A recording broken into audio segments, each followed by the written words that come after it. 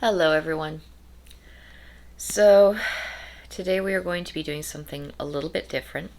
I have here the Tactical Guide to Women by Dr. Sean T. Smith. I also have a cat invading my lap. Hello, sir. And that's what we're going to review today.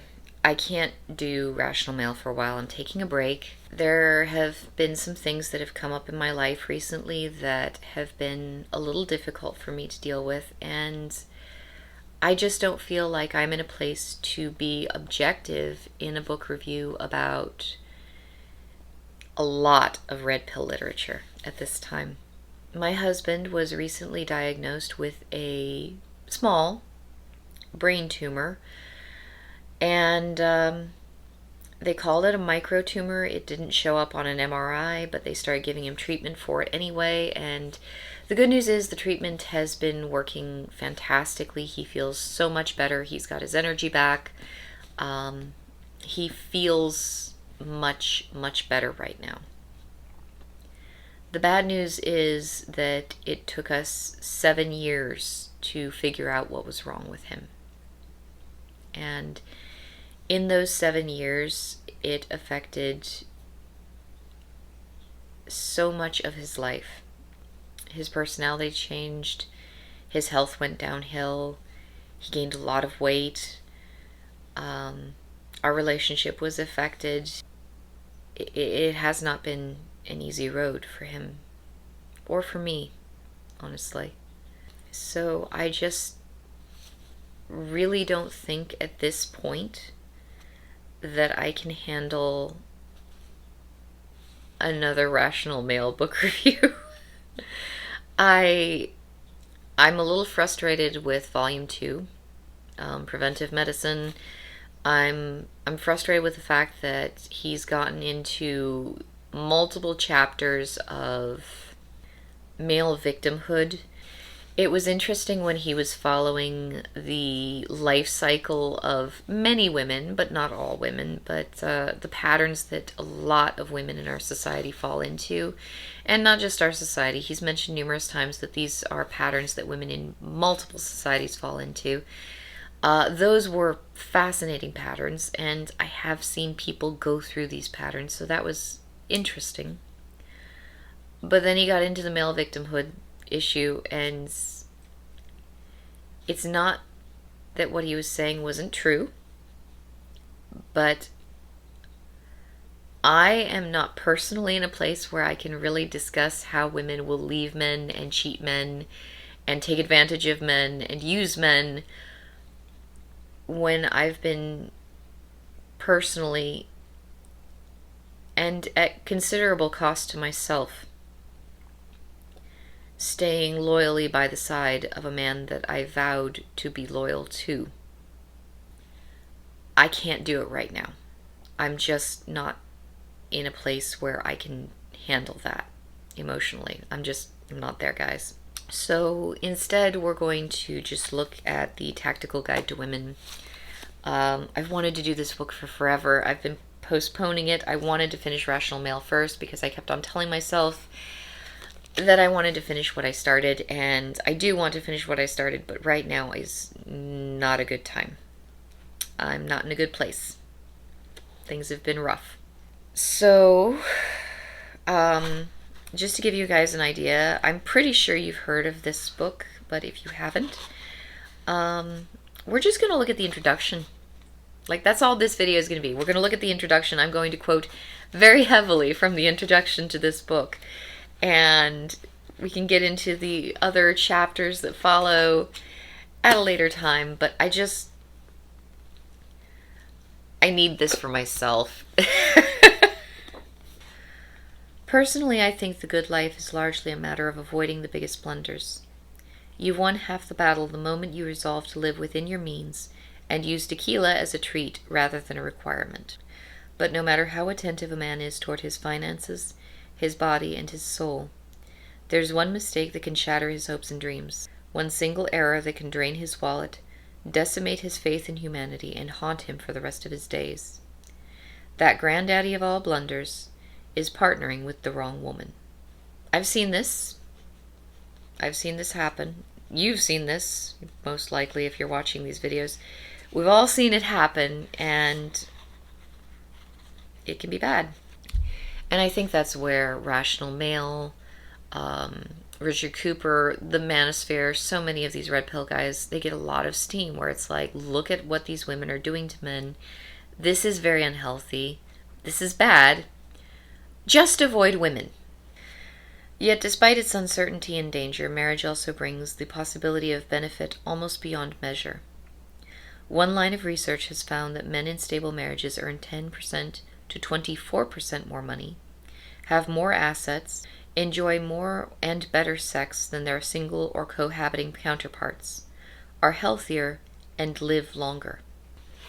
Well, that bodes well for my husband. That makes me happy. Honestly, that's encouraging to me. I have heard the statistic about men earning more, but it kind of ends up... It's very easy for those among us who are quite jaded to look at it and say, well, yes, but how much of that money goes to kids? How much of that money goes to supporting the wife? How much of that money does he actually get to enjoy and profit from? So the other aspects of this, the more and better sex, the longer life, overall there does appear to be at least some benefit to marriage.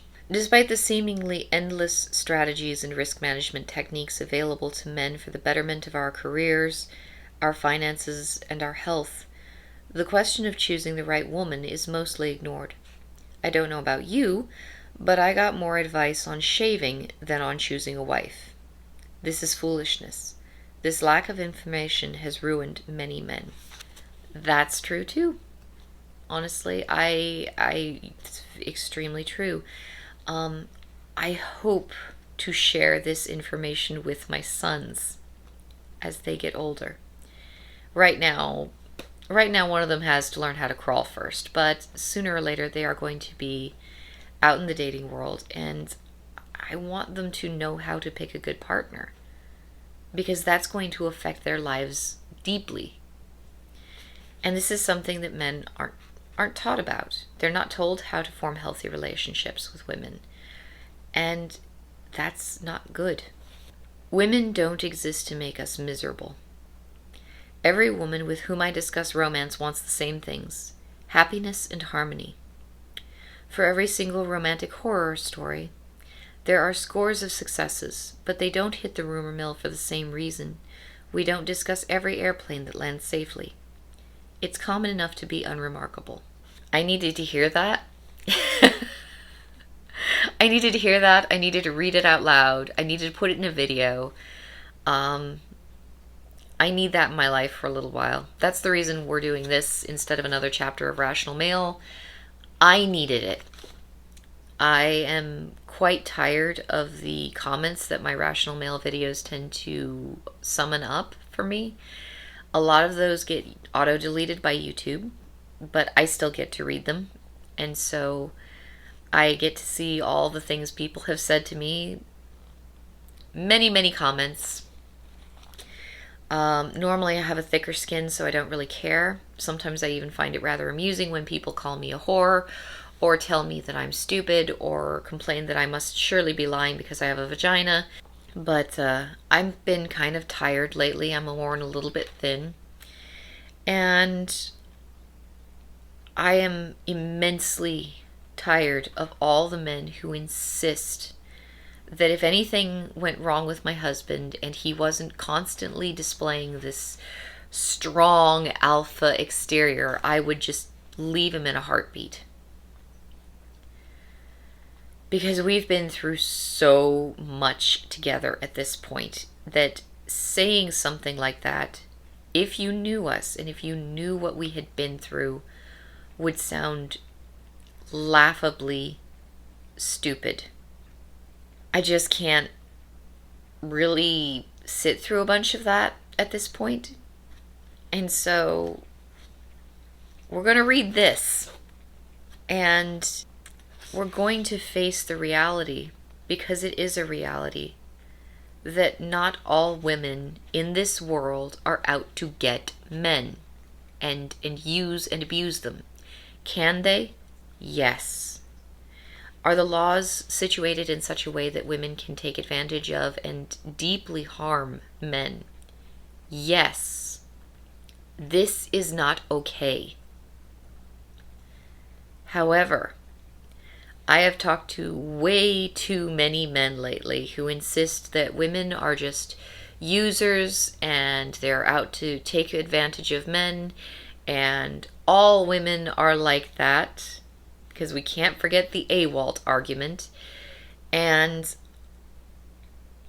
no, not all women are like that. And I know a lot of you will look at it and say, well, you can't trust what women say on the matter. Fine. Number one, Dr. Sean T. Smith appears to be a male. Number two, if you're so insistent on not listening to what I have to say, fine. Look at my actions. That's what Rollo Tomasi's always saying. He's saying, don't listen to what women say, look at their actions.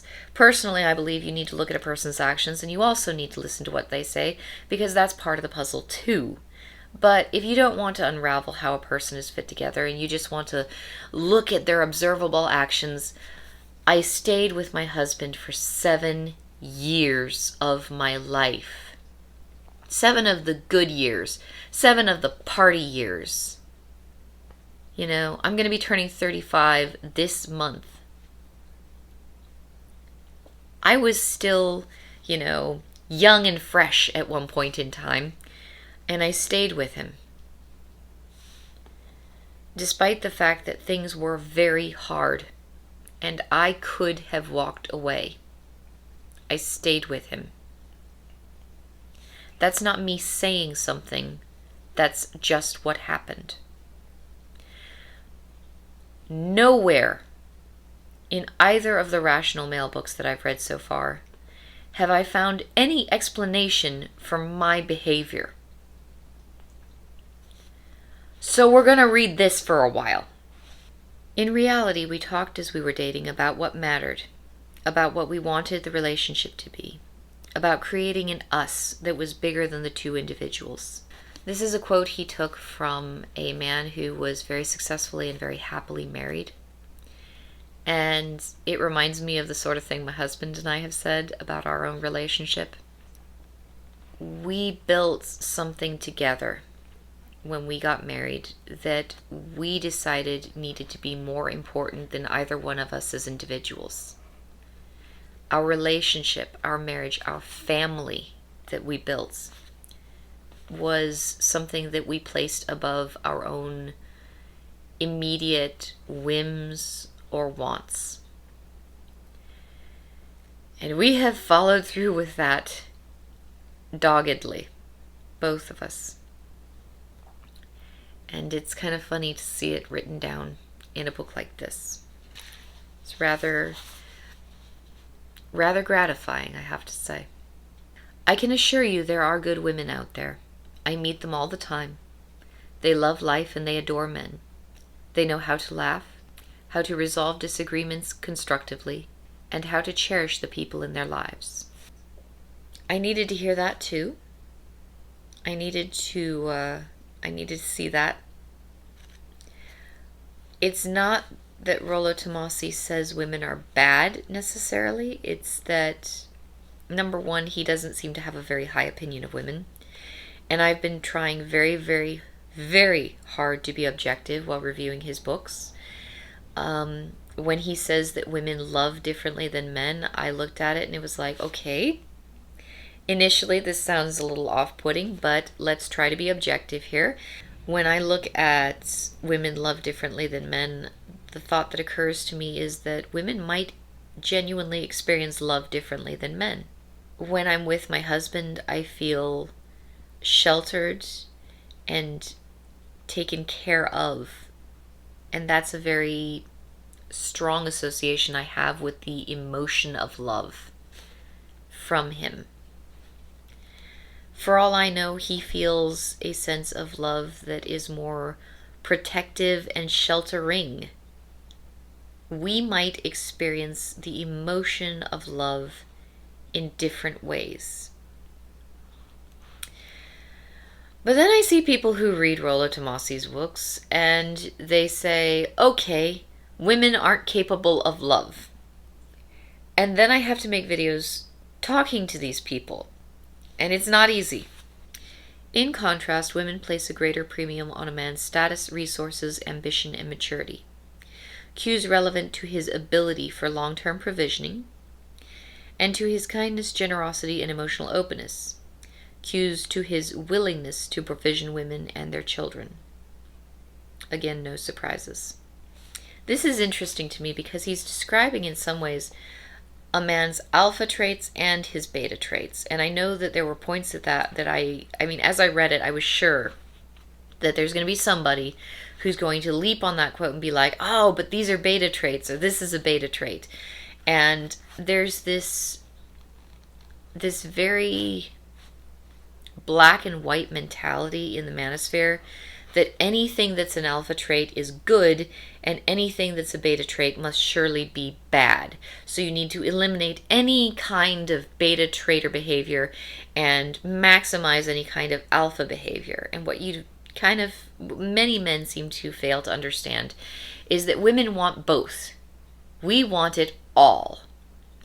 We want these sexually charged and very appealing alpha traits, but we also need to have some of those beta traits as well. If you have a man who is beta who has no alpha traits, you have a weak, spineless, and very unexciting man. You have someone that women are not going to feel attraction for. You can't make women feel attraction for a man like that. It won't happen. I have met men like this. They are thoroughly unattractive. Just because of a man who is entirely beta is unattractive, that doesn't mean that some of these beta traits don't soften a man who is alpha. Because a man who is purely alpha and has no balance in his life, nothing of the softer, kinder, provisioning, caring part of himself. He's a wandering asshole. And women don't typically want that either. Maybe that's why so many young couples end up with dogs. Puppies were probably invented so women could test men's willingness to commit to a noisy, hungry creature with poor bowel control. Having had 4 of these noisy, hungry creatures with poor bowel control in my house, I think this was a very reasonable thing to say. I think he's right on the money there. We'll skip the fluff and platitudes, and you'll find no apology for masculinity in these pages. Nor will you find blanket criticism of femininity. I like women, a lot. If you do too, then this book is for you. I'm sure by now you guys can all see why I suddenly decided, let's just read a different book for a while, you know? Let's do that. There's a reason for that. I am very, very tired of skating the edges of misogyny. I know that women like to throw that word around a lot in the manosphere. Oh, this is misogyny, that's misogyny. This other thing over here is misogyny. Yes, women tend to use that word excessively. But I have encountered some very genuine and very unquestionable misogyny since I started making these videos. And I'm so tired of it. It is dumb and it is repetitive and I am tired of it. Let's go for something a little more middle of the road, huh? Let's do that. That would make me very happy. Let's please do that. I appreciate that he doesn't want to apologize for masculinity.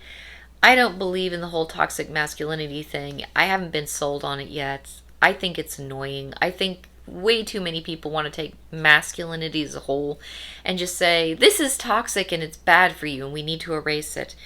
But then I see men in the manosphere taking femininity as a whole and saying, this is toxic and it's bad for you. Let's just erase it. I've said many times before, and people want to argue with me, but I really believe it. The manosphere, the red pill, is basically feminism for men. It's the equal and opposite reaction of the force that feminism has exerted on our society. For every action, there's an equal and opposite reaction. Enter the red pill. If red pill people are not careful, they're going to end up being exactly the same as the feminists. Just as annoying, just as dogmatic, and just as dumb. Please don't do that, gentlemen. I think the world would be better if you didn't. I've divided our subject into 3 sections, starting with you and working our way toward her. Here's what to expect. I'm reading so much of this, and I feel kind of guilty, but this is beautiful. We need this. We need this in our lives. I'm not going to do this with the entire book. I don't want to infringe on his copyright, and also I really want you guys to just buy the book and read it. But for the introduction, I'm quoting quite heavily from this introduction. Part 1, Risk Management. Almost every man whose life has been devastated by the wrong woman can find the roots of his error within himself. Chapters 1, 2, and 3 will fortify the borders of your kingdom so the wrong women stay safely beyond your perimeter. Attracting the right ones means scrutinizing your own decision-making and possibly shedding some old habits. Oh my God, did I need to read this? Because I've been having conversations with people in my life about bad decisions that they make with women, and they keep insisting that it's the women that are to blame. And then they keep making the same bad decisions with women. And it's like, it's not just the people in my life. I've said this in other videos at other times. It's not just right now. This isn't a new concept. But the manosphere is a very multifaceted place. And there are a lot of young men who come into the manosphere who are learning about women. And there are a lot of men who come into the manosphere who've had very bad experiences with a woman. There are a lot of men to whom this particular statement that I'm about to make, this doesn't apply to you. But there are also a lot of men in the manosphere who whine. And I've met a couple of them over the years.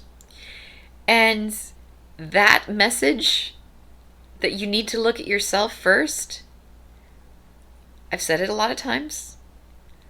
I'm really happy to see someone else saying it too.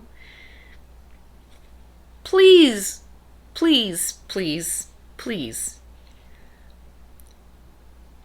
look at your own behaviors. Look at your own relationship patterns. Look at what you are doing, because you have control of you. You have direct control over you. You do not control women.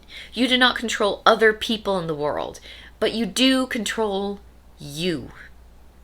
And if you can look at your own decisions and say, oh, hey, I keep doing this one thing again and again in my relationships, and maybe it's tripping me up. You can change that. And if you do change that, then there is one less obstacle in your way preventing you from having healthy, successful relationships. For the love of everything that is holy, please, please do that. I have met people who are very habit-driven.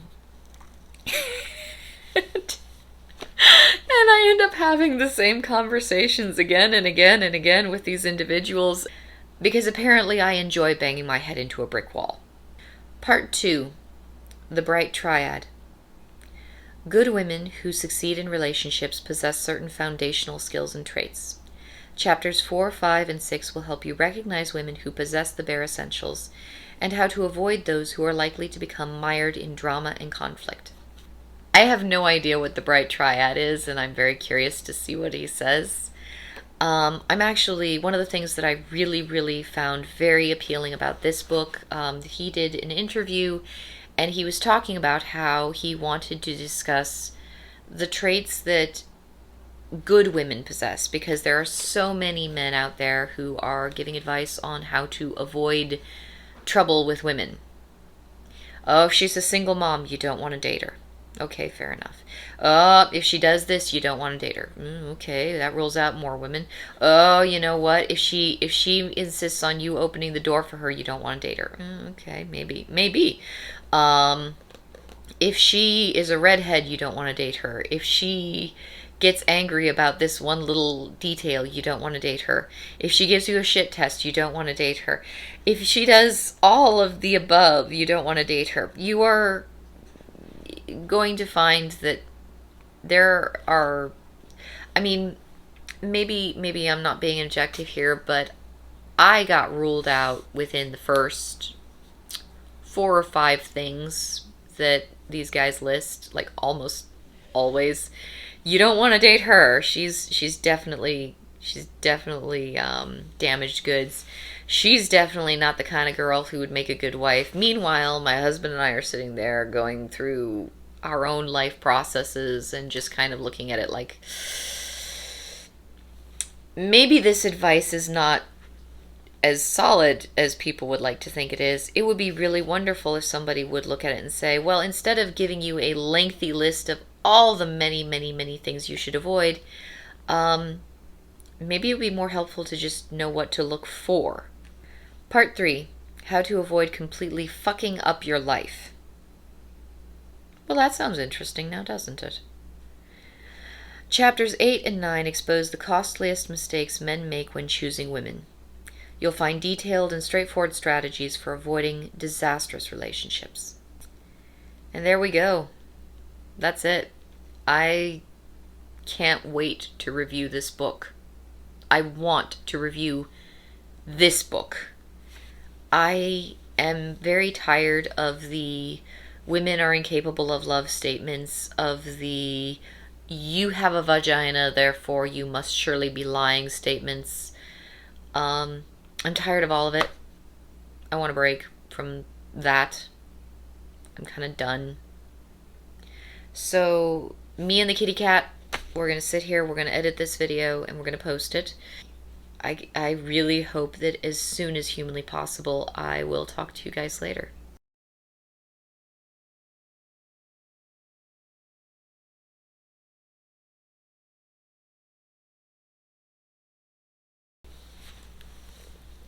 There's a ladybug on my there was a ladybug on my camera.